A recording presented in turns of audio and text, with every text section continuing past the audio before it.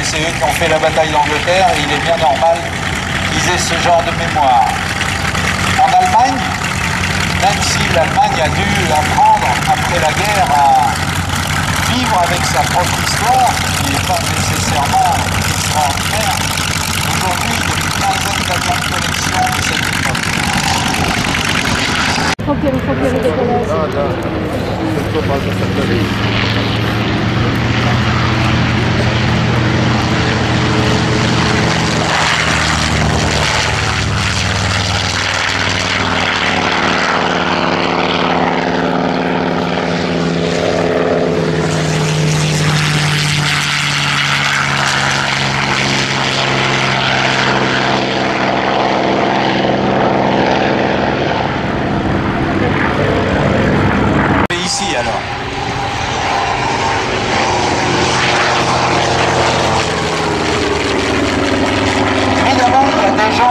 Que se mettre de l'huile sur les mains ou un peu de graisse parce qu'on fait de la mécanique, c'est sale, donc c'est pas intellectuel, donc c'est pas de la culture.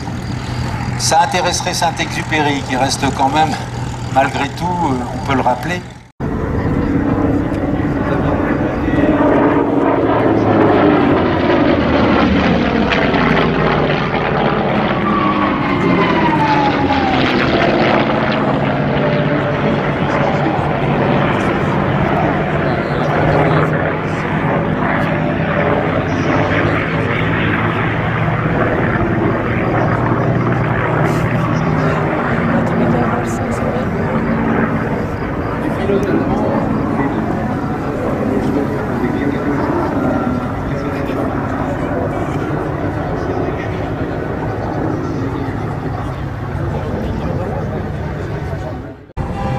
Et sans doute, dans l'histoire de l'aviation, des mecs comme lui, il y en a 6 ou 7.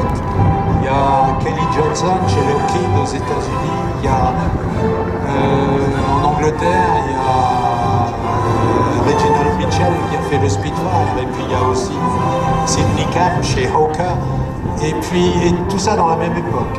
Ces types-là n'étaient pas des ingénieurs, c'était des architectes en avion, et c'est des types dont le talent était au moins équivalent à celui d'un Corbusier, par exemple, dans un autre domaine.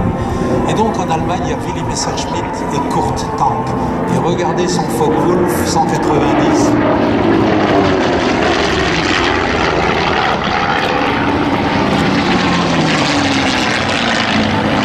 Voilà 2 avions, quand vous les regardez voler, quand vous les écoutez voler, c'est 2 avions qui vous rendent sobre.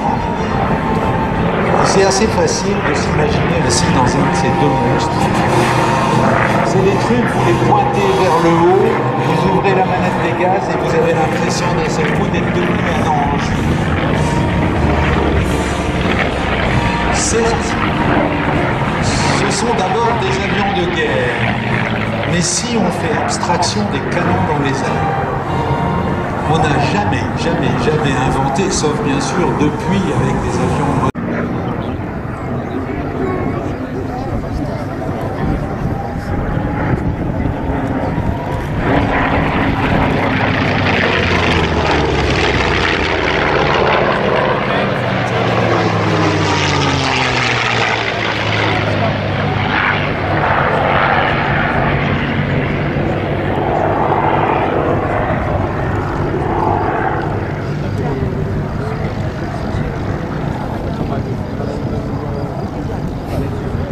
Un moteur qui était un moteur plutôt pas plomb-plomb, hein. Le moteur Allison n'est certainement pas un moteur plomb-plomb, mais un moteur très cool, très calme, très Cadillac.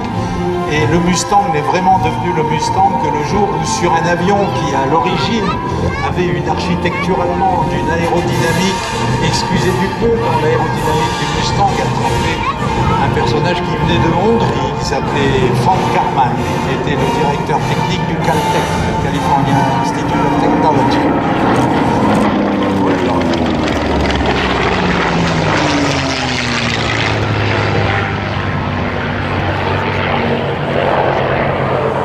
Voilà donc 2 frères ennemis, on ne peut pas trouver plus ennemis. Le Focke-Wulf 190 était un avion.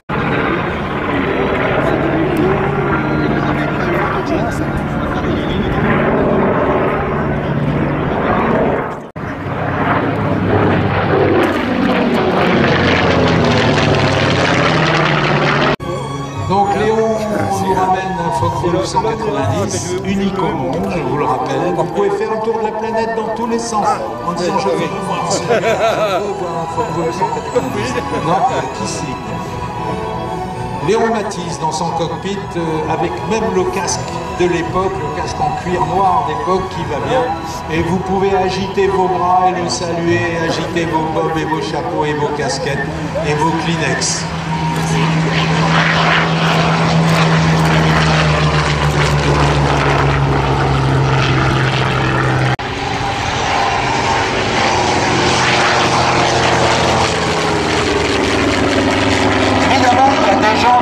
Que se mettre de l'huile sur les mains ou un peu de graisse parce qu'on fait de la mécanique, c'est sale, donc c'est pas intellectuel, donc c'est pas de la culture.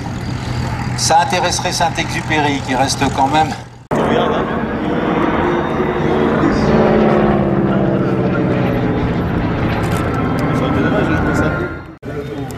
C'est pas lui qui arrive.